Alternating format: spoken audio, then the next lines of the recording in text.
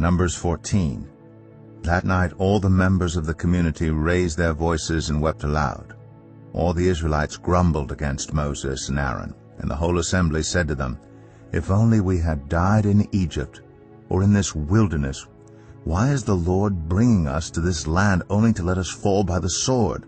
Our wives and children will be taken as plunder. Wouldn't it be better for us to go back to Egypt?"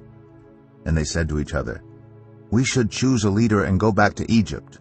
Then Moses and Aaron fell face down in front of the whole Israelite assembly gathered there.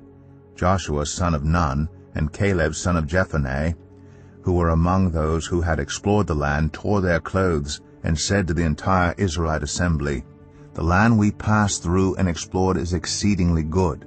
If the Lord is pleased with us, he will lead us into that land, a land flowing with milk and honey, and will give it to us. Only do not rebel against the Lord, and do not be afraid of the people of the land, because we will devour them. Their protection is gone, but the Lord is with us. Do not be afraid of them." But the whole assembly talked about stoning them. Then the glory of the Lord appeared at the tent of meeting to all the Israelites. The Lord said to Moses, "How long will these people treat me with contempt? How long will they refuse to believe in me, in spite of all the signs I have performed among them? I will strike them down with a plague and destroy them, but I will make you into a nation greater and stronger than they." Moses said to the Lord, "Then the Egyptians will hear about it. By your power you brought these people up from among them, and they will tell the inhabitants of this land about it. They've already heard that you, Lord, are with these people, and that you, Lord, have been seen face to face, that your cloud stays over them, and that you go before them in a pillar of cloud by day and a pillar of fire by night. If you put all these people to death, leaving none alive, the nations who have heard this report about you will say, 'The Lord was not able to bring these people into the land he promised them on oath, so he slaughtered them in the wilderness.' Now may the Lord's strength be displayed, just as you have declared. The Lord is slow to anger, abounding in love, and forgiving sin and rebellion. Yet he does not leave the guilty unpunished. He punishes the children for the sin of the parents to the third and fourth generation. In accordance with your great love, forgive the sin of these people, just as you have pardoned them from the time they left Egypt until now." The Lord replied, "I have forgiven them, as you asked. Nevertheless, as surely as I live, and as surely as the glory of the Lord fills the whole earth, not one of those who saw my glory and the signs I performed in Egypt and in the wilderness, but who disobeyed me and tested me 10 times, not one of them will ever see the land I promised on oath to their ancestors. No one who has treated me with contempt will ever see it. But because my servant Caleb has a different spirit and follows me wholeheartedly, I will bring him into the land he went to, and his descendants will inherit it. Since the Amalekites and the Canaanites are living in the valleys, turn back tomorrow and set out toward the desert along the route to the Red Sea." The Lord said to Moses and Aaron, "How long will this wicked community grumble against me? I have heard the complaints of these grumbling Israelites. So tell them, 'As surely as I live, declares the Lord, I will do to you the very thing I heard you say. In this wilderness your bodies will fall. Every one of you 20 years old or more who was counted in the census and who has grumbled against me, not one of you will enter the land I swore with uplifted hand to make your home, except Caleb son of Jephunneh and Joshua son of Nun. As for your children that you said would be taken as plunder, I will bring them in to enjoy the land you have rejected. But as for you, your bodies will fall in this wilderness. Your children will be shepherds here for 40 years, suffering for your unfaithfulness until the last of your bodies lies in the wilderness. For 40 years, 1 year, for each of the 40 days you explored the land, you will suffer for your sins and know what it is like to have me against you. I, the Lord, have spoken, and I will surely do these things to this whole wicked community, which has banded together against me. They will meet their end in this wilderness. Here they will die. So the men Moses had sent to explore the land, who returned and made the whole community grumble against him by spreading a bad report about it, these men who were responsible for spreading the bad report about the land were struck down and died of a plague before the Lord. Of the men who went to explore the land, only Joshua son of Nun and Caleb son of Jephunneh survived. When Moses reported this to all the Israelites, they mourned bitterly. Early the next morning they set out for the highest point in the hill country, saying, "Now we are ready to go up to the land the Lord promised. Surely we have sinned." But Moses said, "Why are you disobeying the Lord's command? This will not succeed. Do not go up, because the Lord is not with you. You will be defeated by your enemies. For the Amalekites and the Canaanites will face you there. Because you have turned away from the Lord, he will not be with you, and you will fall by the sword." Nevertheless, in their presumption, they went up toward the highest point in the hill country, though neither Moses nor the ark of the Lord's covenant moved from the camp. Then the Amalekites and the Canaanites who lived in that hill country came down and attacked them and beat them down all the way to Hormah. Numbers 15. The Lord said to Moses, "Speak to the Israelites and say to them, after you enter the land I am giving you as a home, and you present to the Lord food offerings from the herd or the flock, as an aroma pleasing to the Lord, whether burnt offerings or sacrifices, for special vows or freewill offerings or festival offerings, then the person who brings an offering shall present to the Lord a grain offering of 1/10 of an ephah of the finest flour mixed with 1/4 of a hin of olive oil. With each lamb for the burnt offering or the sacrifice, prepare 1/4 of a hin of wine as a drink offering.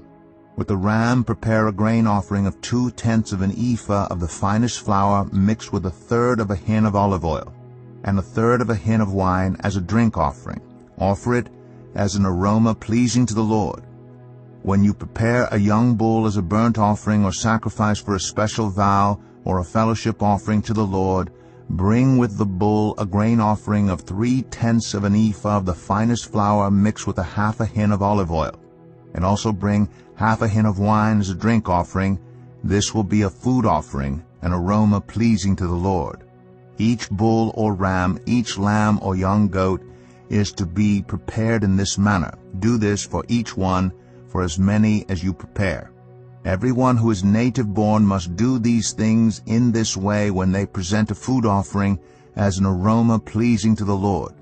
For the generations to come, whenever a foreigner or anyone else living among you presents a food offering as an aroma pleasing to the Lord, they must do exactly as you do. The community is to have the same rules for you and for the foreigner residing among you. This is a lasting ordinance for the generations to come. You and the foreigner shall be the same before the Lord.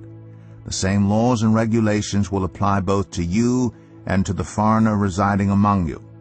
The Lord said to Moses, "Speak to the Israelites and say to them, when you enter the land to which I am taking you, and you eat the food of the land, present a portion as an offering to the Lord. Present a loaf from the first of your ground meal, and present it as an offering from the threshing floor. Throughout the generations to come you are to give this offering to the Lord from the first of your ground meal. Now if you as a community unintentionally fail to keep any of these commands the Lord gave Moses, any of the Lord's commands to you through him from the day the Lord gave them and continuing through the generations to come, and if this is done unintentionally without the community being aware of it, then the whole community is to offer a young bull for a burnt offering as an aroma pleasing to the Lord, along with its prescribed grain offering and drink offering, and a male goat for a sin offering. The priest is to make atonement for the whole Israelite community, and they will be forgiven. For it was not intentional, and they have presented to the Lord for their wrong a food offering and a sin offering. The whole Israelite community and the foreigners residing among them will be forgiven, because all the people were involved in the unintentional wrong. But if just one person sins unintentionally, that person must bring a year-old female goat for a sin offering. The priest is to make atonement before the Lord for the one who erred by sinning unintentionally. And when atonement has been made, that person will be forgiven. One and the same law applies to everyone who sins unintentionally, whether a native-born Israelite or a foreigner residing among you. But anyone who sins defiantly, whether native-born or foreigner, blasphemes the Lord and must be cut off from the people of Israel, because they have despised the Lord's word and broken his commands. They must surely be cut off. Their guilt remains on them. While the Israelites were in the wilderness, a man was found gathering wood on the Sabbath day. Those who found him gathering wood brought him to Moses and Aaron and the whole assembly. And they kept him in custody because it was not clear what should be done to him.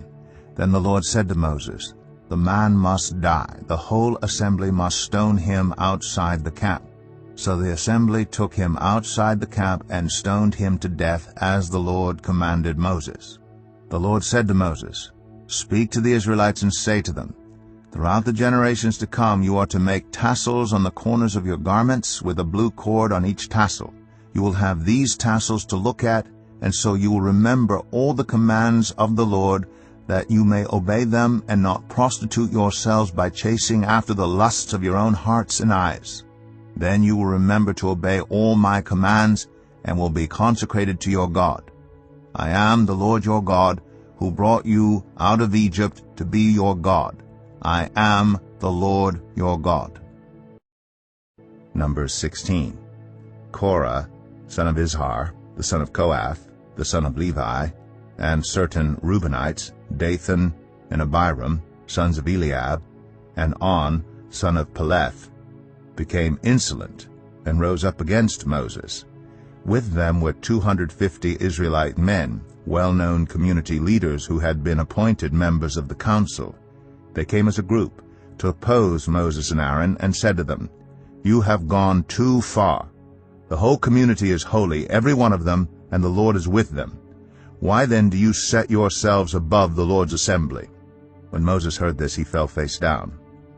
Then he said to Korah and all his followers, "In the morning the Lord will show who belongs to him and who is holy, and he will have that person come near him. The man he chooses he will cause to come near him. You, Korah, and all your followers are to do this: take censers, and tomorrow put burning coals and incense in them before the Lord. The man the Lord chooses will be the one who is holy. You Levites have gone too far." Moses also said to Korah, "Now listen, you Levites. Isn't it enough for you that the God of Israel has separated you from the rest of the Israelite community and brought you near himself to do the work at the Lord's tabernacle and to stand before the community and minister to them? He has brought you and all your fellow Levites near himself, but now you are trying to get the priesthood too. It is against the Lord that you and all your followers have banded together. Who is Aaron that you should grumble against him?" Then Moses summoned Dathan and Abiram, the sons of Eliab, but they said, "We will not come. Isn't it enough that you have brought us up out of a land flowing with milk and honey to kill us in the wilderness? And now you also want to lord it over us? Moreover, you haven't brought us into a land flowing with milk and honey, or given us an inheritance of fields and vineyards. Do you want to treat these men like slaves? No, we will not come." Then Moses became very angry and said to the Lord, "Do not accept their offering. I have not taken so much as a donkey from them, nor have I wronged any of them." Moses said to Korah, "You and all your followers are to appear before the Lord tomorrow, you and they and Aaron. Each man is to take his censer and put incense in it, 250 censers in all, and present it before the Lord. You and Aaron are to present your censers also." So each of them took his censer, put burning coals and incense in it, and stood with Moses and Aaron at the entrance to the tent of meeting. When Korah had gathered all his followers in opposition to them at the entrance to the tent of meeting, the glory of the Lord appeared to the entire assembly. The Lord said to Moses and Aaron, "Separate yourselves from this assembly, so I can put an end to them at once." But Moses and Aaron fell face down and cried out, "O God, the God who gives breath to all living things, will you be angry with the entire assembly when only one man sins?" Then the Lord said to Moses, "Say to the assembly, move away from the tents of Korah, Dathan, and Abiram." Moses got up and went to Dathan and Abiram, and the elders of Israel followed him. He warned the assembly, "Move back from the tents of these wicked men. Do not touch anything belonging to them, or you will be swept away because of all their sins." So they moved away from the tents of Korah, Dathan, and Abiram. Dathan and Abiram had come out and were standing with their wives, children, and little ones at the entrances to their tents. Then Moses said, "This is how you will know that the Lord has sent me to do all these things, and that it was not my idea. If these men die a natural death and suffer the fate of all mankind, then the Lord has not sent me. But if the Lord brings about something totally new, and the earth opens its mouth and swallows them, with everything that belongs to them, and they go down alive into the realm of the dead, then you will know that these men have treated the Lord with contempt." As soon as he finished saying all this, the ground under them split apart, and the earth opened its mouth and swallowed them, and their households, and all those associated with Korah, together with their possessions. They went down alive into the realm of the dead, with everything they owned. The earth closed over them, and they perished, and were gone from the community. At their cries, all the Israelites around them fled, shouting, "The earth is going to swallow us too." And fire came out from the Lord, and consumed the 250 men who were offering the incense. The Lord said to Moses, "Tell Eleazar son of Aaron, the priest, to remove the censers from the charred remains, and scatter the coals some distance away, for the censers are holy, the censers of the men who sinned at the cost of their lives. Hammer the censers into sheets to overlay the altar, for they were presented before the Lord and have become holy. Let them be a sign to the Israelites." So Eleazar the priest collected the bronze censers brought by those who had been burned to death, and he had them hammered out to overlay the altar, as the Lord directed him through Moses. This was to remind the Israelites that no one except a descendant of Aaron should come to burn incense before the Lord, or he would become like Korah and his followers. The next day, the whole Israelite community grumbled against Moses and Aaron. "You have killed the Lord's people," they said. But when the assembly gathered in opposition to Moses and Aaron and turned toward the tent of meeting, suddenly the cloud covered it, and the glory of the Lord appeared. Then Moses and Aaron went to the front of the tent of meeting, and the Lord said to Moses, "Get away from this assembly, so I can put an end to them at once." And they fell face down. Then Moses said to Aaron, "Take your censer and put incense in it, along with burning coals from the altar, and hurry to the assembly to make atonement for them. Wrath has come out from the Lord, the plague has started." So Aaron did as Moses said, and ran into the midst of the assembly. The plague had already started among the people, but Aaron offered the incense and made atonement for them. He stood between the living and the dead, and the plague stopped. But 14,700 people died from the plague, in addition to those who had died because of Korah. Then Aaron returned to Moses at the entrance to the tent of meeting, for the plague had stopped. Number 17. The Lord said to Moses, "Speak to the Israelites, and get 12 staffs from them, one from the leader of each of their ancestral tribes. Write the name of each man on his staff. On the staff of Levi write Aaron's name, for there must be one staff for the head of each ancestral tribe. Place them in the tent of meeting in front of the ark of the covenant law, where I meet with you. The staff belonging to the man I choose will sprout, and I will rid myself of this constant grumbling against you by the Israelites." So Moses spoke to the Israelites, and their leaders gave him 12 staffs, one for the leader of each of their ancestral tribes.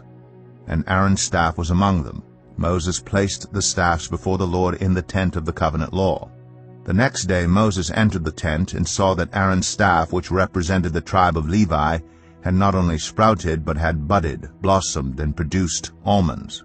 Then Moses brought out all the staffs from the Lord's presence to all the Israelites. They looked at them, and each of the leaders took his own staff. The Lord said to Moses, "Put back Aaron's staff in front of the ark of the covenant law, to be kept as a sign to the rebellious. This will put an end to their grumbling against me, so that they will not die." Moses did just as the Lord commanded him. The Israelites said to Moses, "We will die. We are lost. We are all lost." Anyone who even comes near the tabernacle of the Lord will die. Are we all going to die?" Numbers 18. The Lord said to Aaron, "You, your sons and your family, are to bear the responsibility for offenses connected with the sanctuary. And you and your sons alone are to bear the responsibility for offenses connected with the priesthood. Bring your fellow Levites from your ancestral tribe to join you and assist you when you and your sons minister before the tent of the covenant law. They are to be responsible to you and are to perform all the duties of the tent, but they must not go near the furnishings of the sanctuary or the altar. Otherwise both they and you will die. They are to join you and be responsible for the care of the tent of meeting, all the work at the tent, and no one else may come near where you are. You are to be responsible for the care of the sanctuary and the altar, so that my wrath will not fall on the Israelites again. I myself have selected your fellow Levites from among the Israelites as a gift to you, dedicated to the Lord to do the work at the tent of meeting. But only you and your sons may serve as priests in connection with everything at the altar and inside the curtain. I am giving you the service of the priesthood as a gift. Anyone else who comes near the sanctuary is to be put to death." Then the Lord said to Aaron, "I myself have put you in charge of the offerings presented to me. All the holy offerings the Israelites give me, I give to you and your sons as your portion, your perpetual share. You are to have the part of the most holy offerings that is kept from the fire. From all the gifts they bring me as most holy offerings, whether grain or sin or guilt offerings, that part belongs to you and your sons. Eat it as something most holy. Every male shall eat it. You must regard it as holy. This also is yours. Whatever is set aside from the gifts of all the wave offerings of the Israelites, I give this to you and your sons and daughters as your perpetual share. Everyone in your household who is ceremonially clean may eat it. I give you all the finest olive oil, and all the finest new wine and grain they give the Lord as the first fruits of their harvest. All the land's first fruits that they bring to the Lord will be yours. Everyone in your household who is ceremonially clean may eat it. Everything in Israel that is devoted to the Lord is yours. The first offspring of every womb, both human and animal, that is offered to the Lord is yours. But you must redeem every firstborn son and every firstborn male of unclean animals. When they are a month old, you must redeem them at the redemption price set at 5 shekels of silver, according to the sanctuary shekel, which weighs 20 gerahs. But you must not redeem the firstborn of a cow, a sheep, or a goat. They are holy. Splash their blood against the altar, and burn their fat as a food offering, an aroma pleasing to the Lord. Their meat is to be yours, just as the breast of the wave offering and the right thigh are yours. Whatever is set aside from the holy offerings the Israelites present to the Lord, I give to you and your sons and daughters as your perpetual share. It is an everlasting covenant of salt before the Lord for both you and your offspring." The Lord said to Aaron, "You will have no inheritance in their land, nor will you have any share among them. I am your share and your inheritance among the Israelites. I give to the Levites all the tithes in Israel as their inheritance in return for the work they do while serving at the tent of meeting. From now on the Israelites must not go near the tent of meeting, or they will bear the consequences of their sin and will die. It is the Levites who are to do the work at the tent of meeting and bear the responsibility for any offenses they commit against it. This is a lasting ordinance for the generations to come. They will receive no inheritance among the Israelites. Instead, I give to the Levites as their inheritance the tithes that the Israelites present as an offering to the Lord. That is why I said concerning them, they will have no inheritance among the Israelites." The Lord said to Moses, "Speak to the Levites and say to them, when you receive from the Israelites the tithe I give you as your inheritance, you must present a tenth of that tithe as the Lord's offering. Your offering will be reckoned to you as grain from the threshing floor or juice from the winepress. In this way you also will present an offering to the Lord from all the tithes you receive from the Israelites. From these tithes you must give the Lord's portion to Aaron the priest, You must present as the Lord's portion the best and holiest part of everything given to you. Say to the Levites, when you present the best part, it will be reckoned to you as the product of the threshing floor or the winepress. You and your households may eat the rest of it anywhere, for it is your wages for your work at the tent of meeting. By presenting the best part of it, you will not be guilty in this matter. Then you will not defile the holy offerings of the Israelites, and you will not die. The apostles gathered around Jesus and reported to him all they had done and taught. Then, because so many people were coming and going that they did not even have a chance to eat, he said to them, "Come with me by yourselves to a quiet place and get some rest." So they went away by themselves in a boat to a solitary place. But many who saw them leaving recognized them and ran on foot from all the towns and got there ahead of them. When Jesus landed and saw a large crowd, he had compassion on them because they were like sheep without a shepherd. So he began teaching them many things. By this time it was late in the day. So his disciples came to him. "This is a remote place," they said, "and it's already very late. Send the people away, so that they can go to the surrounding countryside and villages and buy themselves something to eat." But he answered, "You give them something to eat." They said to him, "That would take more than half a year's wages. Are we to go and spend that much on bread and give it to them to eat?" "How many loaves do you have?" he asked. "Go and see." When they found out, they said, 5, and 2 fish. Then Jesus directed them to have all the people sit down in groups on the green grass. So they sat down in groups of hundreds and fifties, taking the 5 loaves and the 2 fish, and looking up to heaven, he gave thanks and broke the loaves. Then he gave them to his disciples to distribute to the people. He also divided the 2 fish among them all. They all ate and were satisfied, and the disciples picked up 12 basketfuls of broken pieces of bread and fish. The number of the men who had eaten was 5,000. Immediately Jesus made his disciples get into the boat and go on ahead of him to Bethsaida, while he dismissed the crowd. After leaving them, he went up on a mountainside to pray. Later that night the boat was in the middle of the lake, and he was alone on land. He saw the disciples straining at the oars because the wind was against them. Shortly before dawn, he went out to them, walking on the lake. He was about to pass by them, but when they saw him walking on the lake, they thought he was a ghost. They cried out because they all saw him and were terrified. Immediately he spoke to them and said, "Take courage, it is I, don't be afraid." Then he climbed into the boat with them, and the wind died down. They were completely amazed, for they had not understood about the loaves. Their hearts were hardened. When they had crossed over, they landed at Gennesaret and anchored there.